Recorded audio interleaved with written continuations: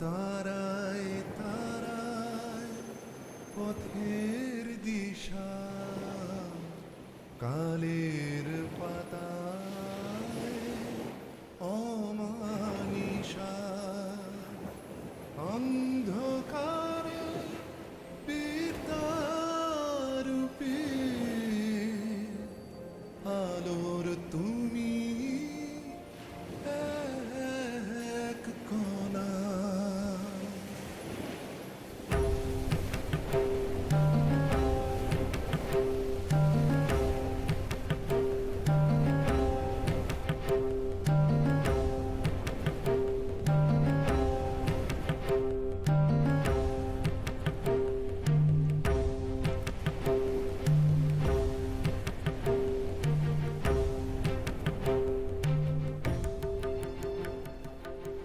ওই তো, ওই তো একটা নির্দেশ তৈরি হচ্ছে মনে হচ্ছে।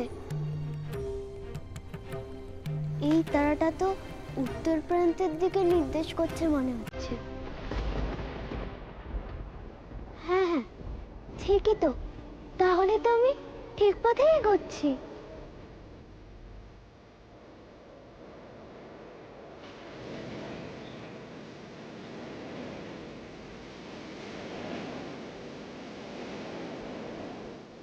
এই তো, এই পথেই এগোতে হবে, তাহলেই প্রাসাদে ফিরতে পারবো। বাবা বলতেন প্রাসাদের কাছে সমুদ্র উপকূল আছে, কিন্তু সেই পথ দিয়ে তো আমি ফিরতে পারবো না, কারণ প্রাকৃতিক বিপর্যয়ের পর সেই পথ এখন বন্ধ। কিন্তু তারারা তো সেই পথেরই নির্দেশ দিচ্ছে।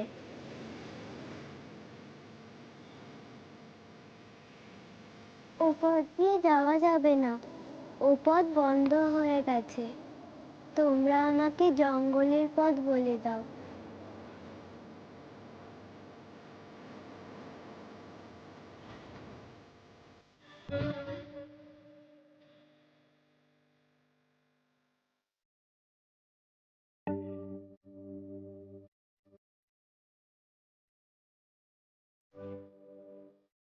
আচার্যদেব, আজ সকালে আপনি বলছিলেন প্রকৃতির সঙ্গে আত্মিক যোগাযোগের কথা, কিন্তু সেটা কি করে সম্ভব? তাটা আপনি শেখালেন না। মিহির, এই প্রকৃতির সঙ্গে আত্মিক যোগাযোগ করতে গেলে তোমাকে মাটির খুব কাছে যেতে হবে, এই মাটিকে অনুভব করতে হবে, তবেই তুমি পারবে।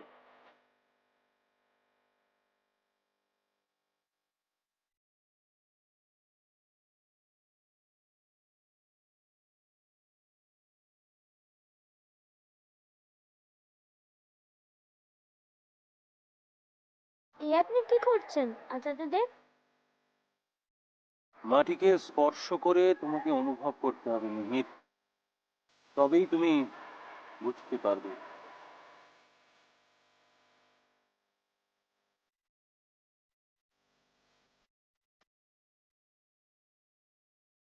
এর অর্থ কিছু বুঝতে পারলে মিহির?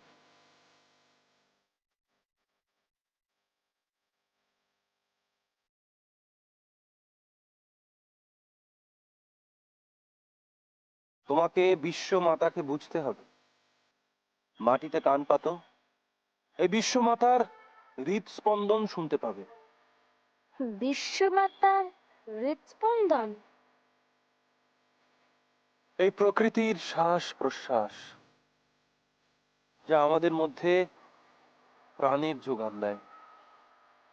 যদি তুমি এই স্পন্দন বুঝতে পারো মিহির, তাহলেই আগ্নেয়গিরি বা ভূমিকম্পের বিষয়ে অনুভব করতে পারবে।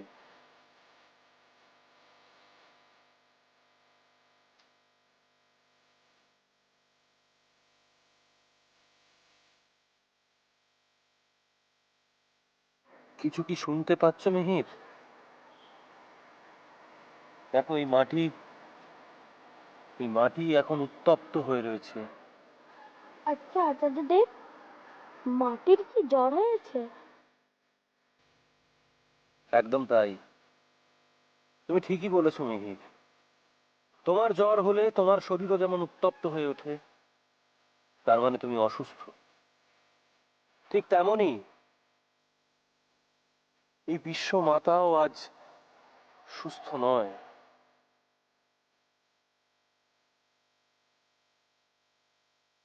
কিছু বুঝতে পারছো মিহির?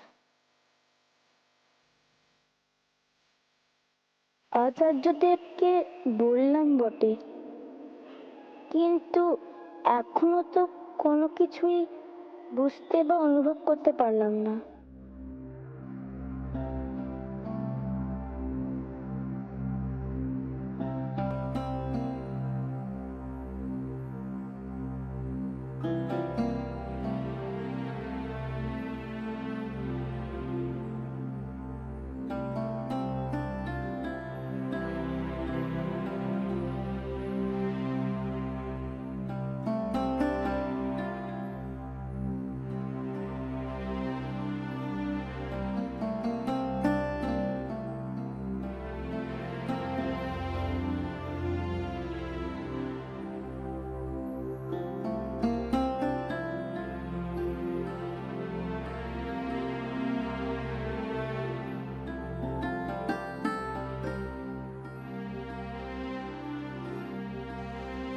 হায় ঈশ্বর, এ বালিতে যথেষ্ট উত্তপ্ত।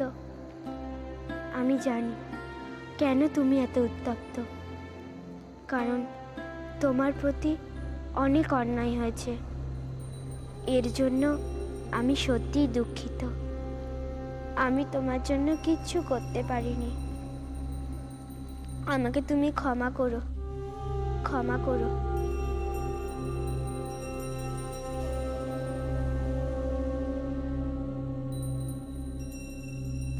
এবার আমি এসে গেছি। এবার তুমি ঠিক হয়ে যাবে। কিন্তু এর জন্য আমাকে আগ্নেয়গিরির কাছে যেতে হবে।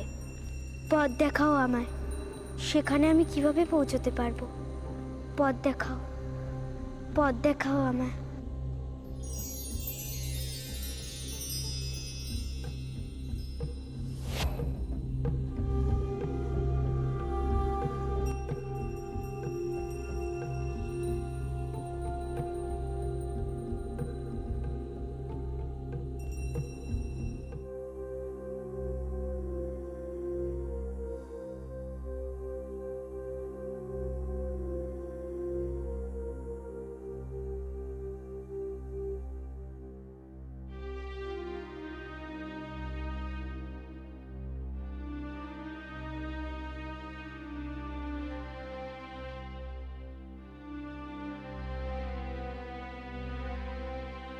খুব কষ্ট, তাই না?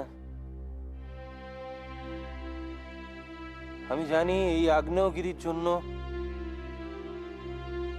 তোমার পরিবারের অনেকেই ঝলসে গেছে। তাই তোমার কষ্ট অনেকের থেকে বেশি।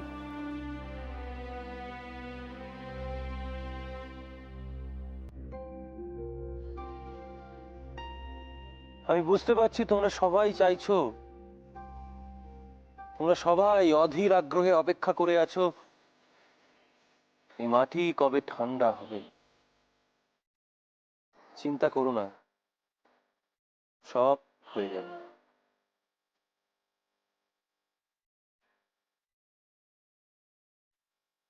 মিহির, তুমি এই এই প্রকৃতির সঙ্গে, এই বিশ্ব মাতার সঙ্গে আত্মিক যোগাযোগ করতে চাও তো? তার আগে প্রকৃতির অন্য উপাদানের সঙ্গে নিজের পরিচয় ঘটাও।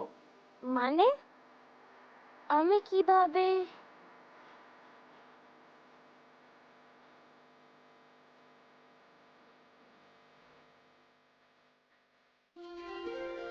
এসো মিহির, এদিকে এসো।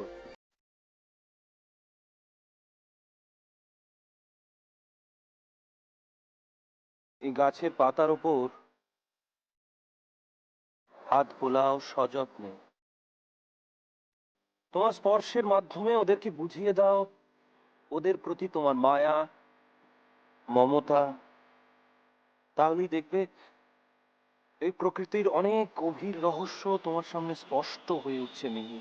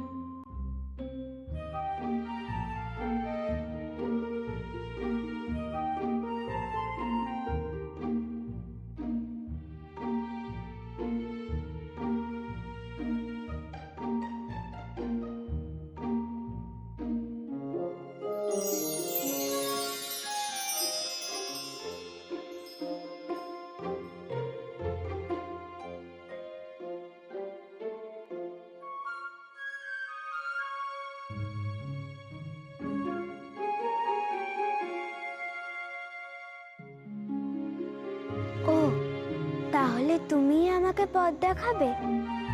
ঠিক আছে, আমি তোমার সাথেই এগোবো।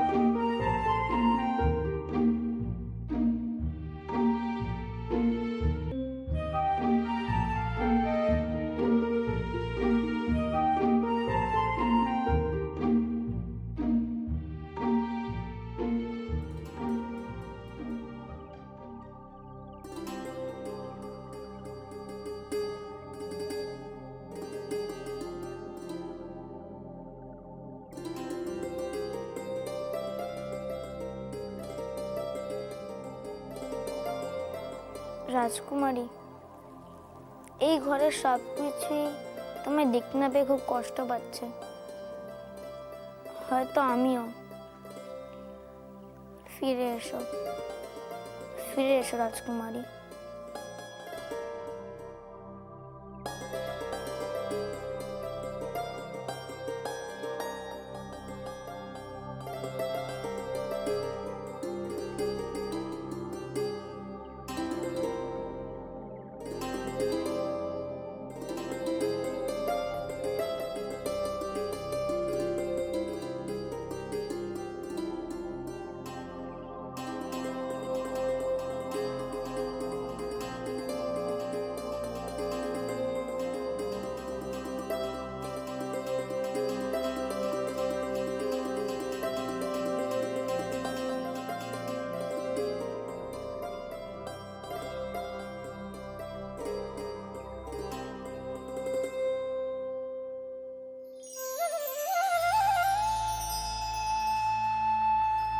তোমরা আমার খুব প্রিয়, আমার খুব কাছে। আচার্যদেব বলেছেন তোমরাই হলে আমার জ্ঞানের উৎস।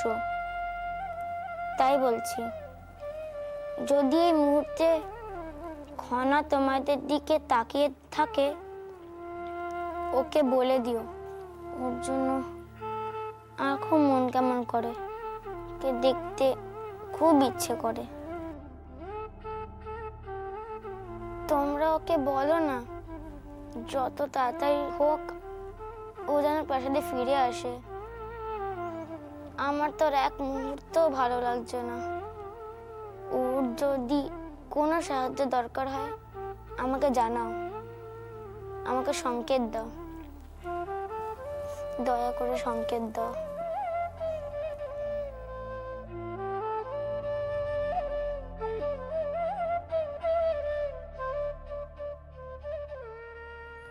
তোমরা আমাকে সঙ্গ দিয়েছো, তোমরা আমাকে সাহায্য করেছো, আমাকে একা ছাড়োনি, তাই তোমাদের ধন্যবাদ। আমি তোমাদের কাছে কৃতজ্ঞ। তোমরা মনে হয় আমাকে কোনো বার্তা দিতে চাইছো, কিন্তু কি সেই বার্তা আমি বুঝতে পারছি না। জানি না কি তোমাদের সংকেত, কিন্তু তোমরা আরেকটা সাহায্য করো। তোমরা রাজধানীতে সকলকে জানিয়ে দাও আমি ফিরে এসেছি।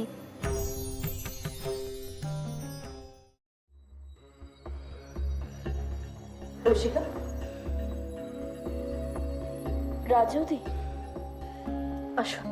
কেমন আছো এখন? ভালো।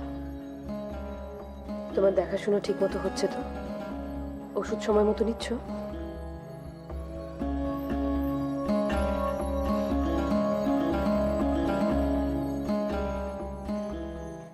হ্যাঁ রাজুদি, আমি ঠিক আছি, কোনো অসুবিধা হচ্ছে না আমার। এত রাতে তোমার সঙ্গে দেখা করতে আসার জন্য দুঃখিত। আসলে আমি নিজে একটা অত্যন্ত দরকারি কাজে একটু ব্যস্ত হয়ে পড়েছিলাম। দরকারি ব্যাপারে? কোন দরকারি ব্যাপারে রাজুদি? সে বিষয়ে পরে বলছি, কিন্তু একটা ব্যাপারে আমি অত্যন্ত অত্যন্ত আঘাত পেয়েছি ঐশিকা।